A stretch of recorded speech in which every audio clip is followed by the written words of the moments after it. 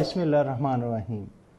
कल तक हमने सब सेक्शन 5 का एक क्लास पढ़ी थी कि कब तक ऑडिट किया जा सकता है, जहाँ तक हम पहुँच गए थे। तो आज अगली सेकंड है, प्रोवाइज़ो है।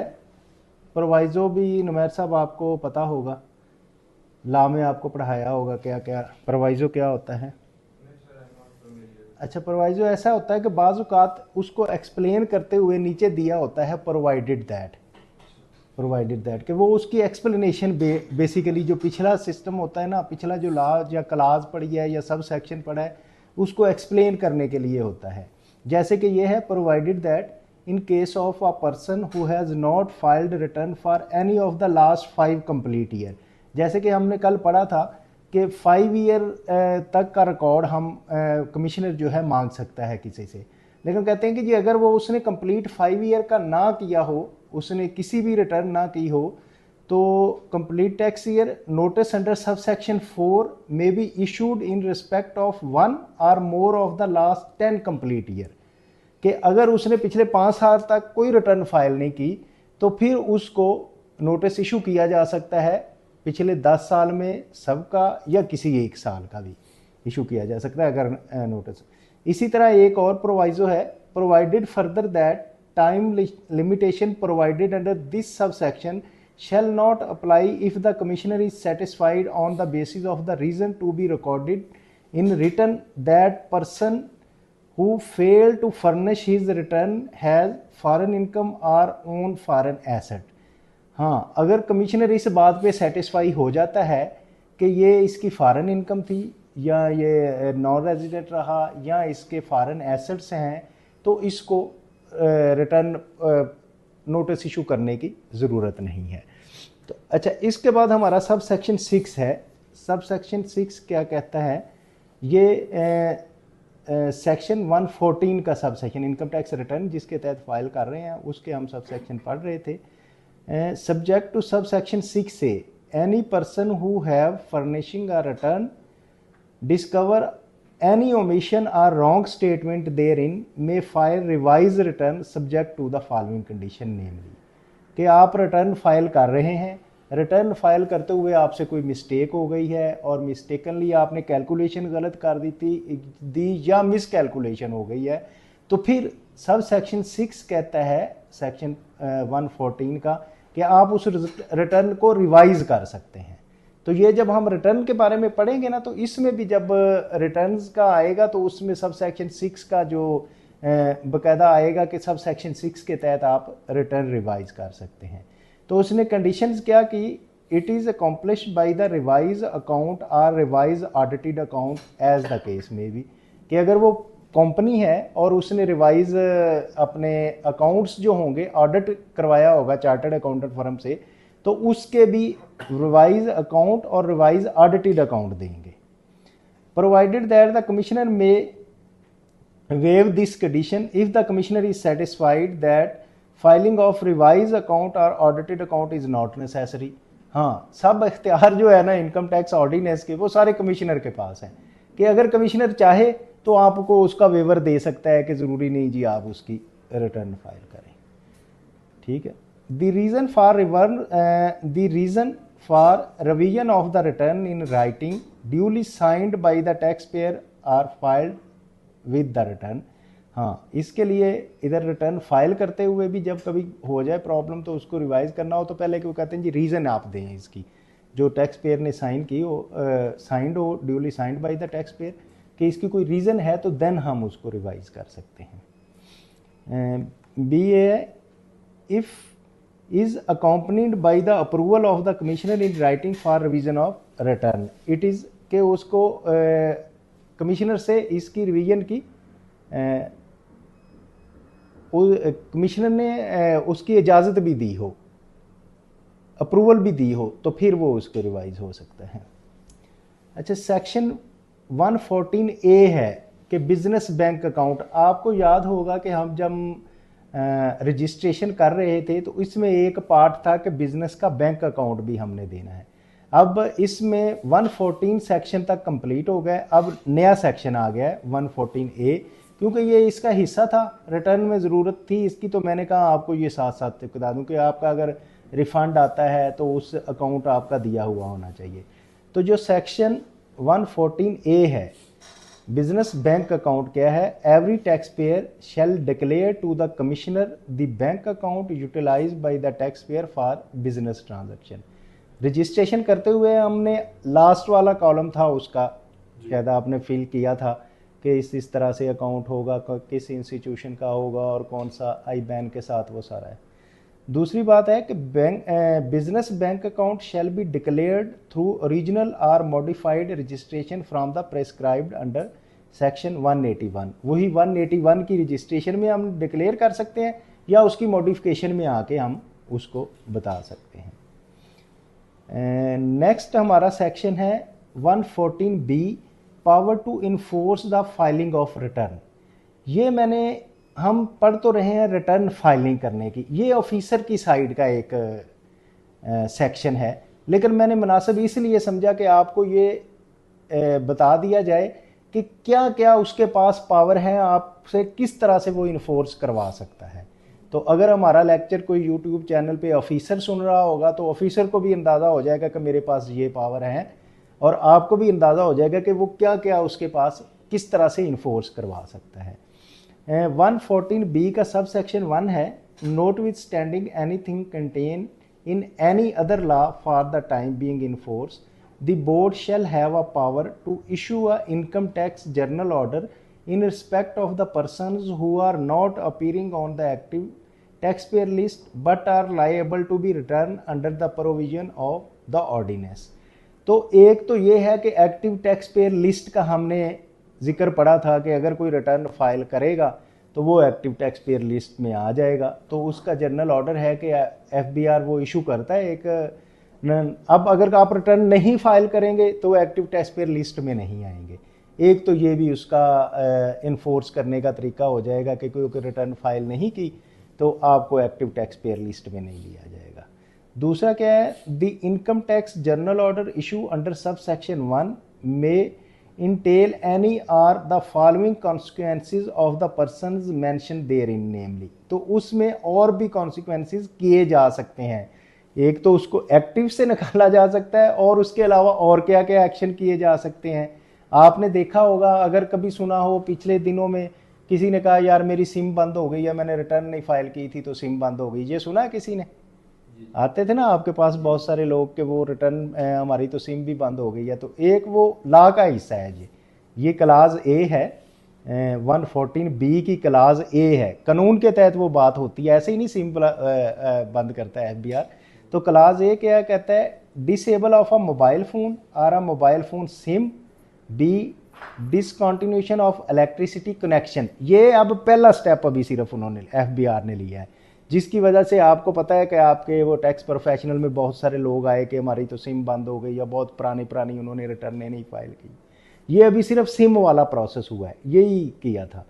अगला वैसे प्रोसेस ये भी है कि FBR के पास ये भी पावर है कि वो आपका इलेक्ट्रिसिटी का कनेक्शन ख़त्म कर सके। मतलब ऐसा बंदा जो कोई बिजनेसमैन है, बिजनेस उसको कर रहा है, अपना चला रहा है, उसका ऑफिस है, शॉप है, उसके फैक्ट्री है, और वो रिटर्न उसने फाइल नहीं की, तो देन वो इलेक्ट्रिसिटी डिपार्टमेंट को, वापडा को या लेस्को को लिखेगा FBR के इसका डिसकंटिन्यू कर दो। तो वो पाबंद हैं लॉ के मुताबिक कि उसका इलेक्ट्रिसिटी का कनेक्शन डिसअलाउ कर दे, डिसकनेक्ट कर दे।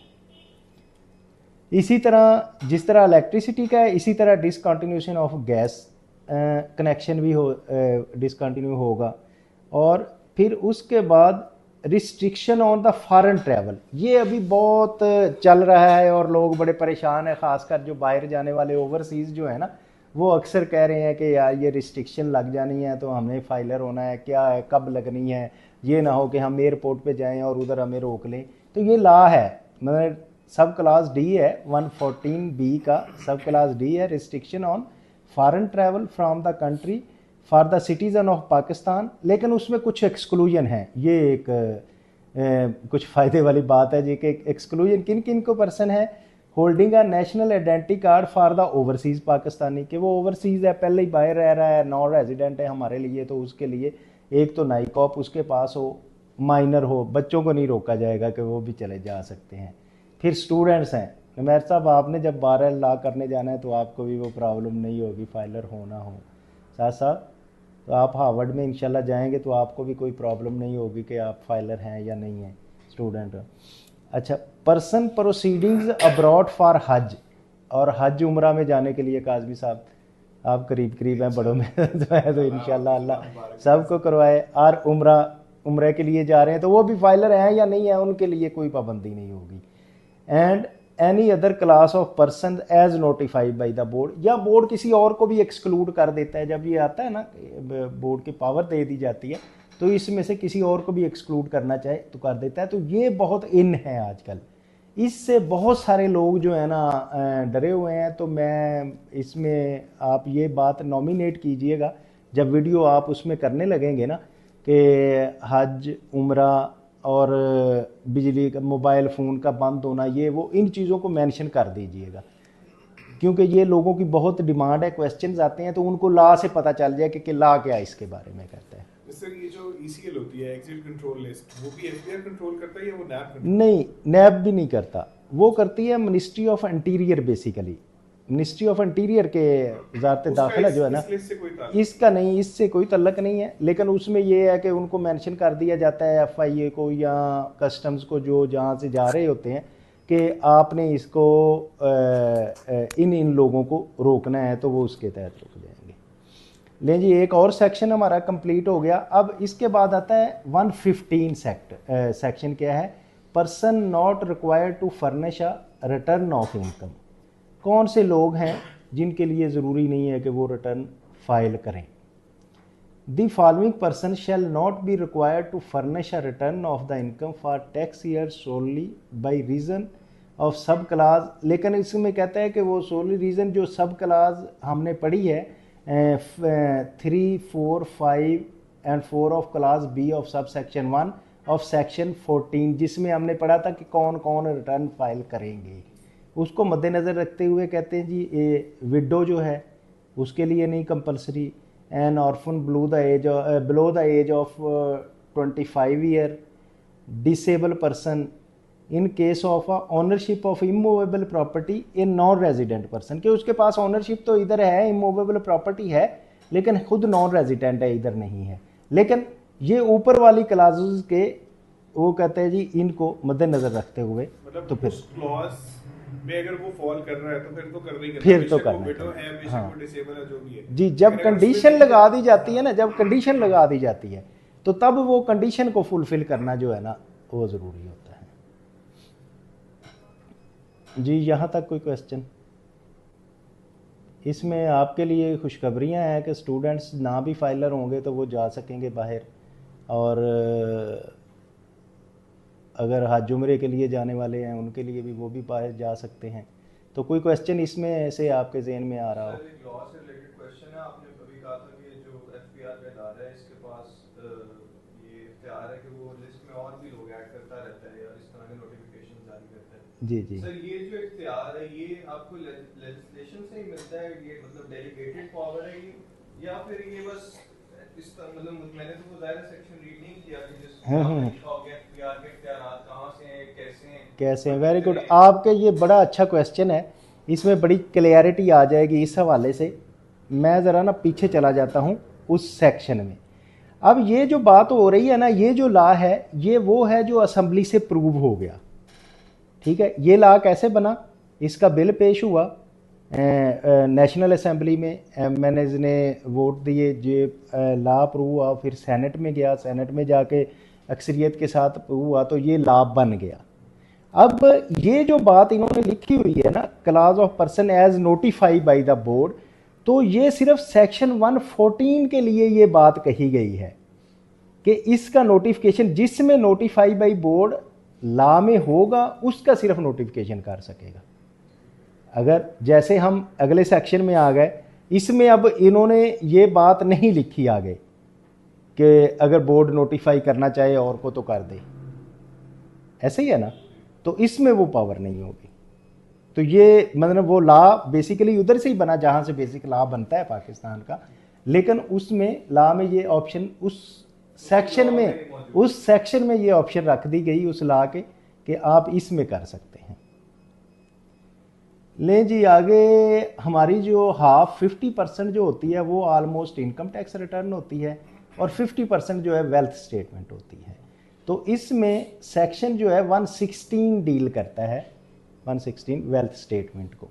तो क्योंकि हमने जब रिटर्न पढ़नी है आपने और बनानी है तो उसमें 116 का भी 50% रोल होना है कि इसमें वेल्थ स्टेटमेंट बनानी है, तो इसलिए इसको भी हम आज साथ ही पढ़ेंगे। तो 116 का सब सेक्शन 1 है, the commissioner may by notice in writing require any person being an individual हो सकता है, to furnish on the date specified in the notice a statement, कि वो एक स्टेटमेंट दे hereinafter refer to as a wealth statement, जिसको हम क्या कहेंगे कि वो वेल्थ स्टेटमेंट है, और उसमें इन द प्रिस्क्राइब्ड फॉर्मेट, कि जो उसका प्रिस्क्राइब्ड फॉर्मेट है उसके मुताबिक ही दे, and verify it in a prescribed manner given particular of, और जिस तरह से वो दिए गए हैं। तो कमिश्नर जो है किसी भी इंडिविजुअल पर्सन से रिक्वायर कर सकता है कि वो वेल्थ स्टेटमेंट अपनी दे जो अंडर सेक्शन 116 है, और वो प्रिस्क्राइब्ड फॉर्म में भी हो और उसमें पार्टिकुलर जो हैं वो भी हों। कौन कौन से पार्टिकुलर हों? द पर्सनस टोटल एसेट, कि उस पे के पास कितने एसेट्स हैं टोटल, एंड लाइबिलिटीज़, तो उसमें लाइबिलिटीज़ भी आ जाएगी और एसेट्स भी आ जाएंगे। Assets including a foreign asset, अब ये लॉ ने बात कह दी है। मोस्टली लोग पूछते हैं कि वो तो मेरा फॉरेन एसेट था, वो तो मैंने नहीं शो करना था, ठीक है, मैंने तो सिर्फ जब मेरे पाकिस्तान में एसेट है वही बताने हैं। तो इधर भी ये बात आपने मेंशन करनी है कि फॉरेन एसेट है, उसमें वो कह रहे हैं कि including the foreign asset and liabilities including foreign liabilities, मतलब एसेट्स में आपके फॉरेन एसेट भी होने चाहिए। ये प्रिस्क्राइब्ड है, जो हमारी वेल्थ स्टेटमेंट का एसेट्स का कॉलम है उसमें ये मेंशन है कि फॉरेन एसेट्स की भी जगह उसमें कॉलम बना हुआ है कि उसमें आप शो करें, और इसी तरह फॉरेन लाइबिलिटीज़ की as on the date or the date specified in such notice, जहाँ तो एक डेट मेंशन, जैसे 31 अक्टूबर डेट थी रिटर्न की कि आपने इस डेट तक रिटर्न फाइल करनी है, या फिर ये पॉसिबल है कि आपको जो नोटिस दिया जाए उस नोटिस में डेट हो गई, इस डेट तक आप उसको करें, तो वो करेंगे। इसकी क्लास बी है, the total assets and liabilities, asset including foreign assets and liabilities including foreign liabilities of the person, इसमें पर्सन्स की होंगी, spouse, minor child and other dependent as on the date specify in such notice. अच्छा, एक चीज़ आगे मैंने नहीं mention की, मैं आपको ये बताना चाह रहा था, मैंने कहा वो मेंशन नगर की। अब इसमें आप में वो कहता है कि उसमें एक, जैसे काजमी साहब हैं, काजमी साहब के लिए वो कह रहे हैं कि जी आप अपने सारे बताएंगे कि जिसमें आपके स्पाउस का भी होगा, माइनर चाइल्डर का भी होगा, और अदर जो आप पे डिपेंडेंट हैं उनका भी आपने उसमें मेंशन करना है। अच्छा, लेकिन इसके लिए एक चीज़ है, वो एक्सप्लेनेशन आगे थी तो मैंने वो का स्लाइड की बजाय मैं आपको वैसे बता दूंगा। अगर काजमी साहब की मिसिस जो हैं वो भी एनटीएन होल्डर हों और वो अपनी रिटर्न फाइल करती हों, तो फिर उनके लिए ज़रूरी नहीं है कि उनका भी मेंशन करें, क्योंकि वो अपने इंडिपेंडेंट हैं, अपनी इनकम उनका सोर्स है और वो खुद शो कर रही हैं, इसलिए उनका करना ज़रूरी नहीं है। तो ये आज तक हमारा था टोटल। इस मैं आज आपको भेजना भी था, लेकिन मैं इसमें आपको ये अभी स्लाइड्स भी सारी भेज दूंगा, जिसमें पूरा इनकम टैक्स रिटर्न के बारे में हमने सेक्शन 114 टू सेक्शन 116 हमने सारा पढ़ लिया। तो ये माइक दें सर को। जी, मैं आप काइंडली जरा एक स्लाइड पीछे कीजिएगा, ये जो हमें अभी लास्ट लॉ पढ़ा है, हाँ जी, इसमें जो एक है, ये जो आखिरी वाला है कि अदर डिपेंडेंट्स, हाँ जी, इसकी आप काइंडली एक्सप्लेनेशन दे सकते हैं कि अदर डिपेंडेंट्स में कौन असल कौन आ इसमें सकते ये हैं? हो सकता है कि जो बेसिकली हमारी जो फैमिली सेटअप होता है उसमें तो बेसिकली ये होता है कि डिपेंडेंट आपके बच्चे होते हैं जी, बेसिकली, उनके कोई चीज़ है बिलो 18 ईयर है और वो एनटीएन होल्डर नहीं है, तो वो आपके डिपेंड कर रहे हैं। तो या फिर ऐसे भी बाज़-औक़ात हो सकता है कि कोई बहन भाई भी जो होता है जिसका, जैसे हिंदू अनडिवाइडेड फैमिली का कंसेप्ट है इसमें, कि उनकी एक ही रिटर्न जाती है पूरी फैमिली में। अगर आपने कभी वो लॉ में तो ये क्या है, उसका वर्ड यूज़ किया, जैसे हमारी एओपी है ना, एसोसिएशन ऑफ पर्सन, उनकी हिंदू अनडिवाइडेड फैमिली है, तो उनमें डिपेंडेंट्स पूरी फैमिली एक की होती है। तो हमारी इस तरह कोई भाई हो सकता है, कोई सिस्टर हो सकती है, वो साथ काम कर रहे हैं लेकिन डिपेंड आप पे कर रहे हैं, तो उनकी बात कर रहे हैं। और ये डिपेंडेंट पहले कहीं मेंशन भी करने होते हैं या उसी वक्त जब ये हमने वेल्थ स्टेटमेंट देनी है उसी वक्त भी ऐड कर सकते हैं? ये उनकी वेल्थ लीगल स्टेटमेंट में स्टेटस क्या? मैं बताता हूँ। इसमें वेल्थ स्टेटमेंट में एक कॉलम होता है एनी अदर एसेट। अच्छा, उसके नीचे फिर आता है एसेट ऑन अदर्स नेम, कि आपने कोई चीज़ ले दी अपनी बीवी के नाम लगा दी, तो उसमें आप मेंशन करेंगे कि ये मेरा ये एसेट है, मेरी वाइफ के नाम है। या फिर आप उससे आगे चले जाएं कि मेरा ये एसेट है, मेरे भाई के नाम है, मेरे बच्चे के नाम है, तो या बच्चे का ये एसेट है, मेरे नाम है। तो इस तरह उसमें कॉलम है बकायदा, और उस कॉलम में आप मेंशन करेंगे। ठीक है। और सर ये जो अदर डिपेंडेंट्स हैं ये ब्लड रिलेशंस वाले ही हो सकते हैं या उसके अलावा भी कोई हो सकता है? होते तो रूटीन में ब्लड जी। रिलेशन वाले ही होते हैं, लेकिन ऐसा कोई सिचुएशन हो कि आपका बाज़-औक़ात ले पालक किसी का बच्चा हो सकता है, ब्लड रिलेशन नहीं है उससे, तो वो भी डिपेंडेंट आपका होगा। और उसकी फिर लीगल स्टेटस भी उसका होना चाहिए, लीगल डॉक्यूमेंट्स उसके वगैरह? जी कि बिल्कुल। ये मेरा है ले पालक बेटा या बेटी। जी बिल्कुल, ऐसे ही ऐसे ही ऐसे ही बिल्कुल। और कोई क्वेश्चन? सर मेरा क्वेश्चन है, जी बताएं।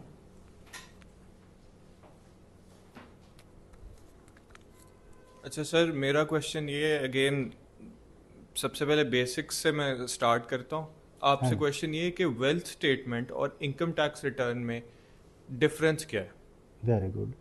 अच्छा, इनकम टैक्स रिटर्न जो होती है ना, बेसिकली उसमें हम आपकी इनकम मेंशन करते हैं, किसी भी टैक्स पेयर की टोटल उसने इनकम क्या कमाई। ठीक है। ठीक है। अब यहाँ तक वो इनकम जब उसकी मेंशन हो गई, टोटल इतनी इनकम उसने कमाया इतना, तो उस पे अब टैक्स कैलकुलेट होगा उस रेट पे, तो टैक्स पे हो जाएगा। अब जो उसने टैक्स पे करने के बाद अमाउंट उसकी आ गई, उसके वो क्या काम करता है मोस्टली रूटीन में। हमारा कोई भी पर्सन है, आप जैसे कि आप इनकम कमाएंगे, इनकम कमाने के बाद क्या करेंगे कि उसका टैक्स देने के बाद अब वो आपकी हो गई इनकम, उसका क्या करेंगे आप? प्रॉपर्टी लेंगे या कुछ? एक तो चीज़ आप एसेट लेंगे, गुड हो गया, तो हम उसको एसेट स्टेटमेंट में लिखेंगे। अब कमाने के बाद जो आप इनकम लेके आते हैं वो अब वेल्थ स्टेटमेंट, बाकी प्रोसेस शुरू होता है।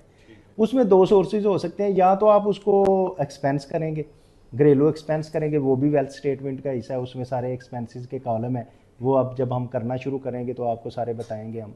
तो दूसरा उसमें चीज़ होती है आपके एसेट्स, कि आपके एसेट्स हैं।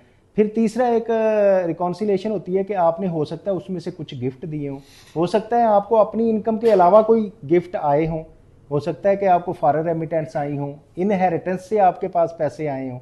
तो ये सारी चीज़ें वेल्थ स्टेटमेंट में, वो आपने जाके कंज्यूम कहाँ करने हैं, वो वेल्थ स्टेटमेंट में होंगे सारे। ठीक है सर। सेकंड क्वेश्चन ये कि जो लास्ट क्लॉज है हमारा, इसके अंदर हम बात कर रहे हैं कि आप पर जो डिपेंडेंट हैं लोग, फिर वो आपकी स्पाउस की शक्ल में हो, बच्चे हों या कोई और भी हो सकते हैं, तो सर यहाँ पे ये बात मेंशन करने का मकसद क्या है? जब इनिशियली हम ये पढ़ते आ रहे हैं कि नहीं जी ये कैटेगरीज इसमें नहीं है, मतलब फर्स्ट तो ये है कि अच्छा कोई अगर टैक्स पेयर है तो उस हर बंदे ने अपना अपना करना है, ठीक है, रिटर्न फाइल करनी है। फिर हमने बीच में और भी कुछ कैटेगरीज पढ़ी कि अच्छा ये कर सकते, इन्होंने लाजमी करना है, इन्होंने नहीं करना। फिर सब कुछ करने के बाद एंड पे आके हम अब ये क्लॉज पढ़ रहे हैं अब ये सिर्फ वेल्थ स्टेटमेंट में पढ़ रहे हैं हम क्लास। होता ये है कि वेल्थ स्टेटमेंट में हम जैसे काजमी साहब की एग्जांपल दे रहे हैं, काजमी साहब की मिसेस जो है वो फाइलर नहीं है, सपोज वो फाइलर नहीं है, तो उनके नाम पे एक प्लॉट है। अच्छा, वो उनको नोटिस आ जाता है भी आप तो प्लाट आपके नाम पे है लेकिन आप फाइलर तो है नहीं, आपने कहाँ से लिया है? अब उनकी इनकम भी नहीं है, वो हाउसवाइफ है, उनकी इनकम नहीं है, तो उनको नोटिस आ जाता है वो कि आपने प्लाट कहाँ से लिया है। अब उसका वो क्या रिप्लाई करेंगी, आपके ख्याल में क्या होगा? फॉर इसको समझने के लिए मैं बात कर रहा हूँ कि आपके ख्याल में क्या होगा, वो क्या जवाब आप उस नोटिस का देंगी? नोटिस का जाहिर यही कहेंगे कि मुझे तो ये मिला है खुद, मतलब मैंने तो नहीं अर्न किया, मुझे तो मेरे मियाँ ने ये जी। मेरे नाम पे लगवाया। तो फिर कहेंगे कि मियाँ की ये क्लास फिर उधर काम आएगी कि मियाँ ने अपनी वेल्थ स्टेटमेंट में ये डिक्लेयर किया कि ये प्लॉट मैंने अपने मेरी बीवी के नाम पे है। तो इनके पास ऑप्शन है, ये जो कमा रहे हैं इनके पास ऑप्शन है कि वो इसमें डिक्लेयर करें एसेट ऑन अदर नेम वाले कॉलम में उधर जाके ये लिखेंगे कि ये मेरी बीवी के नाम पे है और उसका, क्योंकि अदरवाइज अगर जो है वाइफ वो खुद बिजनेस वुमन होगी या जब कुछ वो करेगी तो वो डिपेंड खुद ही उसको वो कैटेगरी में तो आ हाँ जाएगी। वो तो फिर ठीक वो है। उस कैटेगरी में खुद आ गई ना, उसका तो फिर जरूरत ही नहीं, उनको तो नोटिस आएगा नहीं क्योंकि उन्होंने अपनी वेल्थ जी, स्टेटमेंट जी। में डिक्लेयर किया होगा। ठीक हो गया। और सर आखिरी क्वेश्चन है कि हमने बीच में वो कैटेगरी पढ़ी थी डिसेबल्स की हाँ जी। कि वो उनके ऊपर नहीं ज़रूरी इन्फोर्स करना। तो सर डिसेबल आपको पता है सर, आप बेहतर जानते हैं लॉ में किसी भी टर्म को इस तरह छोड़ देने से काफ़ी वो लूप होल्स क्रिएट हो जाते हैं। तो सर डिसेबल के अंदर हमारे पास क्या क्या आ जाता है? अच्छा। डिसेबल तो बड़ी एक जनरल टर्म है, हाँ, डिसेबल है। डिसेबल की ना एक डिसेबिलिटी सर्टिफिकेट मिलता है लोगों को, प्रॉपर ये डेफिनेशन है। मतलब आप अगर जॉब्स के कोटा है या स्टूडेंट्स का कोटा है डिसेबल को, तो उन्होंने वो उसमें डिसेबिलिटी की Criteria। रखी हुई है कि ये चीज़ें होंगी तो वो डिसेबल होगा, तो वो उसी का ही है। ठीक है सर। जी जी। से मेरा सवाल ये है कि जब हम अपनी रिटर्न फाइल करते हैं और टोटल जब इनकम कैलकुलेट हो जाती है उसके ऊपर टैक्स भी आ गया और एक मेरी इनकम आ गई जो कि इनकम आफ्टर टैक्स है। अब उसका मैंने फॉर एग्जांपल मैंने कोई घर ले लिया या मैंने गाड़ी ले ली, ठीक है, बिल्कुल ठीक। अब मैं वहाँ पे फिर टैक्स दे रहा हूँ, हाँ जी, प्रॉपर्टी बिल्कुल ओन सही। करने की सूरत में भी दे रहा हूँ और गाड़ी की सूरत में भी दे रहा हूँ, तो क्या मुझे वापस होगा? हाँ, वेरी गुड, आपका बहुत अच्छा क्वेश्चन है। ये जो आपने जो इनकम अर्न की होगी ना, आपने उस इनकम के अर्न करने के बाद उसी साल में अर्न की होगी, उसी में आपने टैक्स दिया, चीज़ खरीदी होगी, ऐसे ही होगा ना। जी ऐसे ही है। आपने ले लिया और उसी में टैक्स खरीदा। अब आपकी जो टैक्स लाइबिलिटी बन रही होगी उसमें जितने भी टैक्सेस आपने पे किए हैं, मतलब प्रॉपर्टी परचेज पे आपने टैक्स पे किया होगा, वो जो आपकी टोटल लाइबिलिटी बन रही होगी पहले उसमें से वो एडजस्ट हो जाएगा। फिर आपने सपोज गाड़ी साथ खरीदी होगी, गाड़ी पे जो टैक्स दिया है वो भी, इस तरह से जितने भी पूरे साल के दौरान आपने टैक्स पे किए हैं वो सारे आपको एडजस्ट होने के बाद बाकी पे करना पड़ेगा। राइट, और- मतलब वो नेट ऑफ हो जाएगा, जी जी, डबल बिल्कुल नहीं होगा। नहीं नहीं, डबल नहीं, बिल्कुल कतई नहीं डबल होगा वो आपको। ऑलराइट। लें जी, थैंक यू वेरी मच। आज किसी और के आपके सारे क्वेश्चंस भी हो गए। तो आज तक हमने इसकी टोटल लॉ पढ़ लिया है इनकम टैक्स और वेल्थ स्टेटमेंट के रिलेटेड। अब हम कल से इसकी प्रैक्टिस करेंगे। तो जो हमें यूट्यूब पे फॉलो कर रहे हैं वो साथ साथ इसको शेयर, सब्सक्राइब और लाइक करते जाएं, ताकि ये है कि बाकी भी जो इससे इस्तिफादा हासिल करना चाहते हैं उन सबको भी ये मिल जाए। Thank you very much. अस्सलाम वालेकुम।